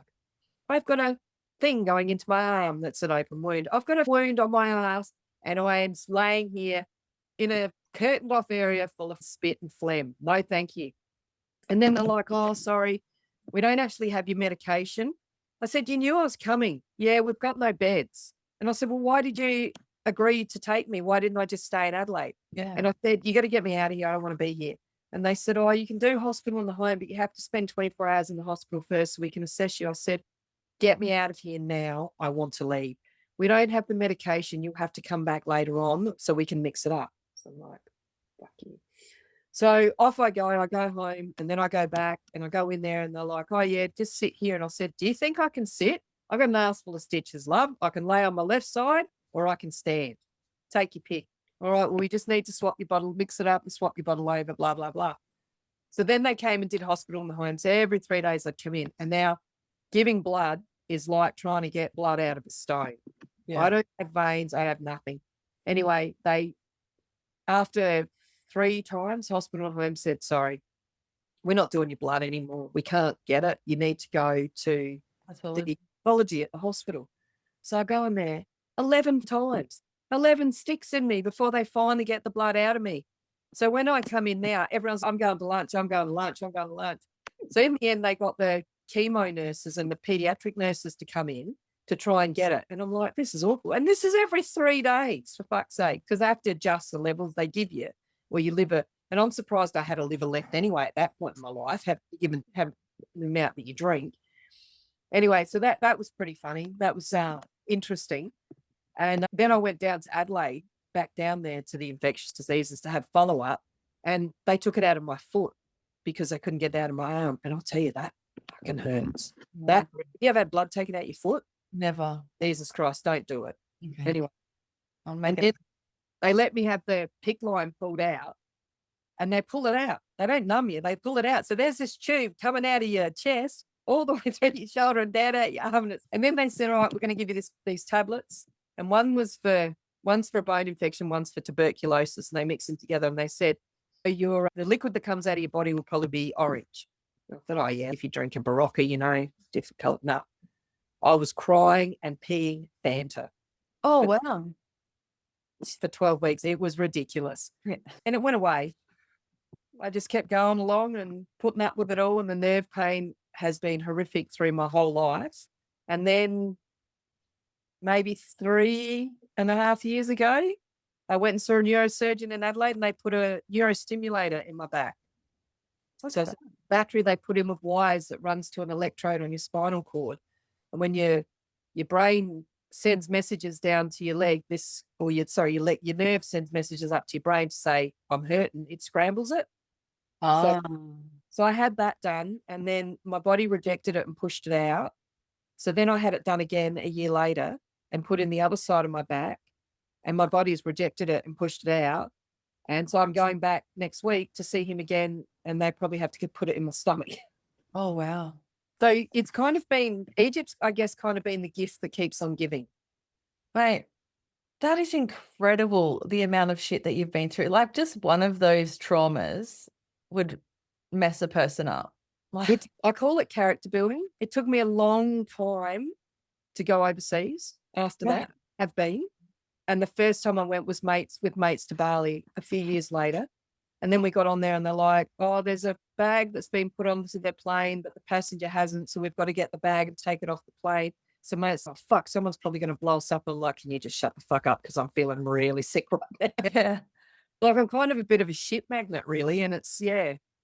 But yeah, I mean, I look at it that I've made some really good friends out of it through a horrific experience. And I had my days where I wished to God that I had just been killed in it. I wondered how I would ever live my life if I didn't walk. And that's why I was determined to do it. And I was 30. What are you going to do with your life? It was a whole different, and my life has been different since. And I was told never to play sport, and I waited 5 years.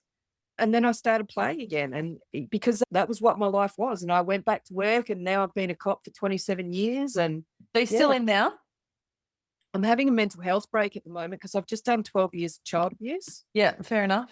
And that shit messes with your head too. I can't imagine. I never did that. I couldn't do it. No way. Yeah. I think anyone that works in that area is. Well, it's got to show for 2 years, but no one wants to do it. And my forte was talking to kids. Yeah. I didn't find that part. It's all those images, the pictures. You can't unsee them. They're disgusting. Yeah. I met someone after the crash. A couple of years later, we got married. I've got 2 beautiful kids out of it. I had foster kids for 7 and 6 years from birth. And then the department took them and put them back with family, and they got beaten and traumatized and stabbed and neglected. And then they rang me up 2 years after that and said, my partner and I split up in that time that they were gone, and said, do you want them back? And they came back and lived with me for 2 years. So that was just over a year ago. They left, they went, and now they live, one's in Darwin and one lives here. But the trauma to them was too much. What had happened to them in that 2 years, like we battled through it for 2 years, but as a single mum with 4 kids. 2 other kids as well. we couldn't do it. My kids couldn't cope with it anymore either. It was the young boy was trying to stab me, trying to stab his sister. He ended up holding someone up at knife point to steal their handbag. But he's the most loving, gorgeous little man. And I still have him every second Sunday. He comes over and hangs out for the day. And yeah, they just got fucked up. And if they'd left him with us, but because we weren't Indigenous, they weren't allowed to stay. But they ruined them, absolutely ruined them. So yeah, it's been a bit of a shit fight with that too. But yeah, we got there. Mate, there's so much. But do you know what? Like, you've been through these most horrific things and you're still laughing. Like, well, what's the saying? If you you got don't to though. why? Exactly right. And through this whole thing, like just watching your face, and if you don't laugh, you would cry. Yeah, it's incredible. It took me a long time to be able to talk about the crash. Yeah. And then I kind of looked at it and went, you've got to see the funny side of it. It was literally a comedy of errors, but a comedy of errors that really fucked up some people's lives. Yeah. Like Sue Ellen, her mum, they came over here and I took them over to the Rock before I had my ankle done. And her mum had something like 7 or 8 surgeries on her arm before she could ever use her hand again. And she obviously had an acquired brain injury from the thing, but she passed away maybe 2 or 3 years ago now. So she, and quite a few people have passed since then, and whether it's at an age where they shouldn't, and whether it's some of the people that were on it, like there's a lady who got hardly any injuries, but emotionally and mentally, she suffered a lot from the trauma. Yeah, and there was a young police lady on there called Christy Olsen who worked in Maui. I think it was Maui or in that area. And she was a single mum of a 10-year-old boy, and she'd never been overseas. And the girl that I was just talking about said, come on, come, just come. And she was killed in it. And I think that's where the emotional trauma came into it, was because one of the deceased on there was a 12-year-old boy, and the bus landed on him. So he was actually, they had to do DNA just to make sure it was him, because it was just, yeah, it was just so, it's so horrific. And I saw some people in the airport a year after it happened, and they're like, oh, what happened to you? And I said, oh, that crash. And they went, still, and it's, you know what, it happens, and people go, oh yeah, that's bad. And then everyone's life moves on. People don't realize that this is something that affects you forever. Like, it's 19 years and I'm about to go and have another lot of surgery. Yeah. Related to it, that I don't want to have, because every time I have surgery, it does send me a little bit downwards, but it doesn't go away just because something else has happened since then, or it doesn't leave you. And especially, I get out of bed every morning and go, holy fuck, I feel like I'm 98, because my hips sore, my foot, and it's one foot sore, and my back, I have issues with my back, and it's sort of, you find that because you can't use your right leg, so you rely on your left leg the whole time. So you fuck your knee on your left leg because your right leg doesn't work. So while you're compensating for other injuries, you end up with other injuries, and you just got to grit your teeth and blow through it. And I had a mate who rang me up one day and he said, look, I've got a friend who was in a parachuting accident. He broke his pelvis. He won't do his physio. He won't walk. He won't do anything. Would you have a chat to him after what happened to you? And I said, yeah. And I said, but it's about your headspace. If your headspace is in the right place and you're determined enough, you can do it. I could have quite easily taken a payout, like taken workers' comp at 30 and sat in the corner and cried and felt sorry for myself for the rest of my life. What's the point? What's the point? What enjoyment am I going to get out of that? Don't get me wrong. I have my days where I just want to lay in my bed and cry, but that's me and by myself on that. And I have 1 or 2 days here and there, and then I snap myself out of it. But you've got to want your life back. You've got to want to, I look at it that what happened was shit. I got vilified quite badly by a couple of bosses that were like, she's not a hero. What about safety first and incident management? Did she take that? And I read it, and it was in the paper. They wrote a letter to the editor in the paper, and I read it, and I'm like, oh, sorry, excuse me. I didn't go and test all the joints on the bus roof after it crashed before I dug someone's head out because they couldn't breathe. Go fuck yourselves. How dare you? You weren't there. You were not there. And I say to people, you've never walked a day in my life. Quite frankly, I don't think you'd survive a day in my life. But you're quite happy to judge and make comments. And I look at it and go, I should have died. I didn't die. I shouldn't be walking. I'm walking. Yeah. I'm playing sport. I couldn't have kids as a result of the crash, and that did destroy me, but my partner had them. And I don't see them as anything other than they look like me, the poor little bastards. Not say little, my daughter, but I'm lucky. Yeah. I am one of the lucky ones. I'm lucky in a lot of ways, my life. They say they keep throwing shit at the people who can Take it. Some days I get there and go, how much more before I don't get back up? Stop. I've had enough. I've proven myself. Leave me alone. Just stop. But it's just one of those things and I've sat there now and thought, I'm probably going to die from a cut finger or something pathetic like that. And then I also wonder, if that's not what I was put on this earth for, then what was I put here for? Because by God, it can't be any worse than that. Yeah. So, Oh my gosh. It's just so much. What just keeps you going? Like, how do you get yourself out of that headspace of, I just can't take it anymore? Because you said that happens, but I reckon that would have to happen a lot. well, I'll go through patches. Yeah. Majority, I'm probably 80% good. When I get a down patch, I can have a really down patch. And if things start going wrong around me, it implodes. Yeah. My children, my daughter is 13 and my son is 8. My 13-year-old daughter is nearly as tall as me, with size 11 feet, but she has the same personality and soul as my father. Now, my father was one of nature's gentlemen. He was one of the most beautiful men, and he died 7 years ago. And that was a really low patch for me because he kind of held the family together. So out of my family, I have a brother and sister, and my mother left, and my brother and I haven't spoken in 3 years. My mum and I have a strained relationship, and my sister and I get on very well. So that's pretty much what I have left. But my daughter, she was 7 when my dad died, and they got on like a house on fire. They used to go fishing together and everything, and she just loved him. And she is so much like him. That helps me. But those 2 kids is what I live for. They are like the love of my life. And my daughter has often said to me, Mum, if you died, I'd die. If you weren't there, I wouldn't cope. So when I'm feeling really low and feeling those times where I wish I wasn't here, I think of those comments and go, what would that do to those 2 little human beings? And I can't do that to them. Yeah. They are what keeps me going. They are my lifeline, basically. And, my daughter, because she's the teenager now, and she had a go at me the other day and I cried. And she said, Mum, because they have a very open here, they can express their feelings, because they need to be able to, and it's sort of a bit more repressed in the other house. And she said, Mum, I feel like I can't be angry anymore because you cry. And I said, Sweetie, I was already feeling a bit low. And I said, the reason I cry is because I love you so much that when you say certain things, it hurts. And I come across as the big tough asshole, but I'm just that soft, mushy marshmallow inside that I don't tell anyone.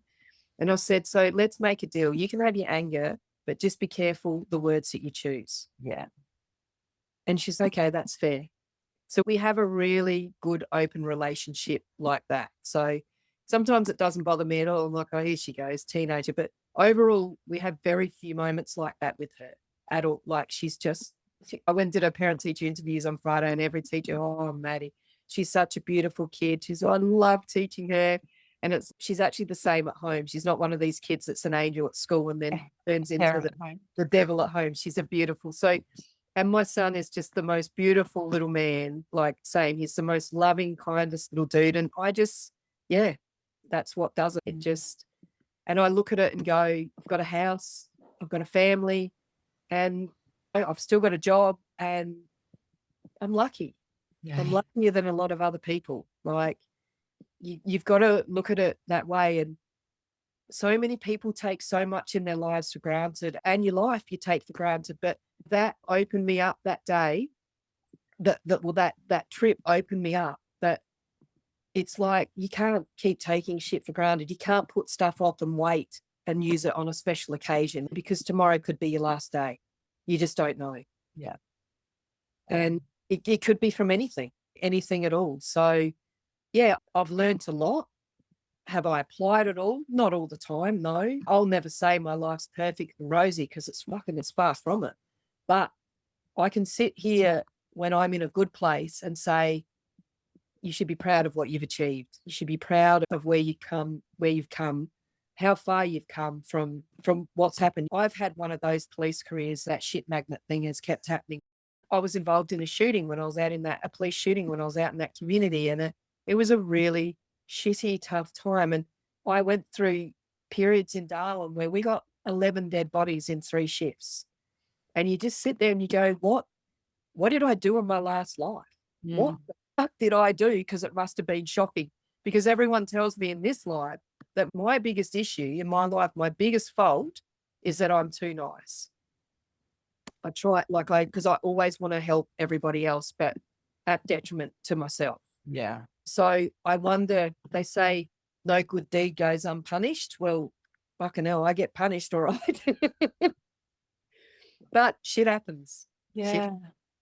Life Yeah, you should congratulate yourself and see how far you've come, because what a journey. I think for anyone that's going to be listening to this, they're going to be going, what the fuck am I whinging about, when this is what you've gone through over 20 years plus, because you're in the cops before that. And then now you're here able to talk about it. I just find that phenomenal. Yeah, it took me a long time. Like I said, I never go to counsellor. I guess you become good at compartmentalizing and doing that sort of stuff, but it started bad and it stayed bad. Like you just got the unlucky shifts, I guess they call it. And I don't know, it was, yeah, I don't know. And it's sort of when certain things will come back to you at certain times. And they tried to send us to a counsellor then. I'm like, I'm not fucking going to a counsellor. Fuck that bullshit. And like I said, I used to go in there and sit in that room and stare out the window for an hour and waste everyone's money because I wasn't paying for it. And finally, when I couldn't crawl under my bed, I thought, I need help. This is when I actually need help. But you've got to be ready for it. You've got to want to accept that, and you've got to want that change. But I will say now, the lady that I talk to now, Mark Thomas, actually put me onto her. She's amazing, absolutely amazing. She's in Melbourne and I do it through Skype. And if you find the right person, it does help. It actually does help. But you've got to want it. You've got to be ready for it, or it does nothing. Yeah. Yeah. I couldn't agree with that more, actually. Like, one, having the right person, especially for first responders, because, and even with what you've been through, that's just above and beyond being a first responder. But just having that awareness of what first responders go through, that can be so hard just to find someone to be able to do that. But like you said, you have to be active and you have to want it. Otherwise, they can tell you what to do till the cows come home. If you're not going to do what they suggest and you don't want it, it's never going to change for you. Yeah, and there's no point going. There's no point wasting their time or your own. Yeah. I was forced into it before the lady I'm with now, and it wasn't working. And then and maybe because we didn't gel, it wasn't working as well. Lovely lady, nothing against her. But when I met Jill and started talking with her, and I said to her one day, I was made to do this. And she actually apologized to me and said, am I making you do anything you don't want? And I said, no, because now I'm ready. I said, unfortunately, that box has been open and now it's open. I can't stop what's coming out of it. So I need to be able to deal with it. I need to be able to either put it back in the box and lock it and have a complete and utter fucking mental breakdown and be completely nuts in a couple of years' time, or I need to deal with this shit and be there for my kids. Yeah. And they're still too young to really, my daughter she sat and listened to me tell someone a while back about it. And she said, Mum, I've never heard you talk about Egypt. I've never heard you say it. She goes, that's amazing. What you did was amazing. She goes, she was in awe. She couldn't believe it. I sit there and talk about, I went over to the Olympics in Sydney in 2000 and as a hairdresser for Just Cuts, they had the franchise and cut all the athletes' hair and lived and worked in the athletes' village for a month and met them all. And I've got photos of Kathy Freeman and Michelle Timms and all those sorts of people. And they are the sorts of stories I tell my kids. Yeah. As I share with them. And she heard that, and because she's old enough now, and she just said, Mum, I had no idea. They knew it had happened. They knew that I'd had injuries and that it was bad, but she'd never heard the whole thing. They know Lynn. We get on really well. Lynn's been over here to Alice a few times as well. And I see her every time I go to Melbourne, and the kids love her. And you see, she came over here and we went to waterholes, and she'd take her leg off and put it on a sign that said no swimming and take a photo with it and stuff.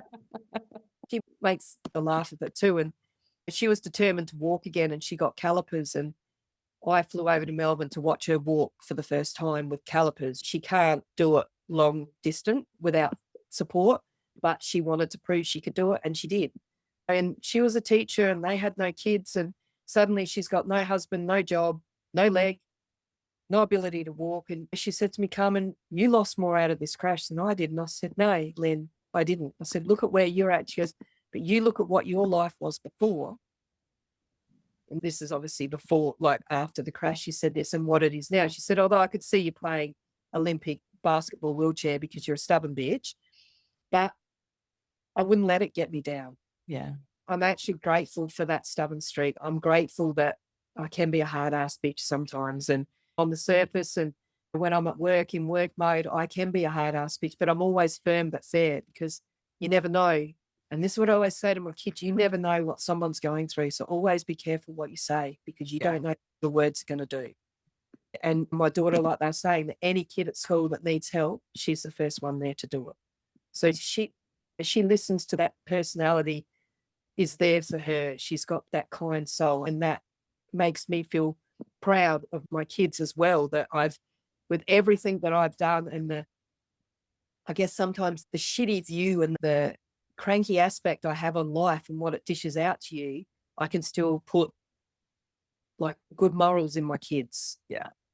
So, yeah. Yeah. Thank you so much. Is there anything else that you wanted to share? No, I don't think so. Just don't give up. Is all I say, is don't give up. It's not, I'm a PTSD sufferer, surprise. Yeah. And not just from the crash, from the police related, it was actually connected to police related trauma rather than the crash. The crash was just a little gift that got put on top with a nice big red bow that keeps on giving its presents to me. But you've got to look at every good day is a positive. Every day you wake up, that's a positive. You got to look at the good things in your life and concentrate on them. I used to get really angry at myself that I couldn't do what I used to do. And I'd be so angry, and then I'd cry from the anger. And I never used to cry, and now I never cried. Never. I always saw it as a sign of weakness. You're pathetic, stop crying. But cry. Let it out. You've got to let it out. If you don't want anyone to see you, do it in the shower. God, my shower gets double the water load going down the drain of what comes out the tap. You've got to try and laugh at it like I do. Yeah. Because if you don't, I look at what I went through and go, my God, a lot of people would dig a hole and bury themselves in it. And I had that choice, but I made the choice not to do it. But just don't give in to it. Mm. When you talk like that, like there's I don't know, like a little quote or something, is change your mindset from I have to I get to. I have to go and do this. But, you actually get to live your life, and you get to wake up every morning. And it just, if you can change that one thing, I think, in your mindset, it just makes a world of difference. That's right. My life could have been snuffed out 19 years ago, and I wouldn't have these kids. Yeah. I wouldn't have had, as horrible. Policing is a career that exposes your brain to things that the brain should never be exposed to. Same as being a paramedic, and not everyone's cut out for it. And when I got diagnosed with PTSD, I struggled really bad, because I was like, I'm weak. It broke me. It got into my head. And then I look at everything that I went through and went, well, fuck me.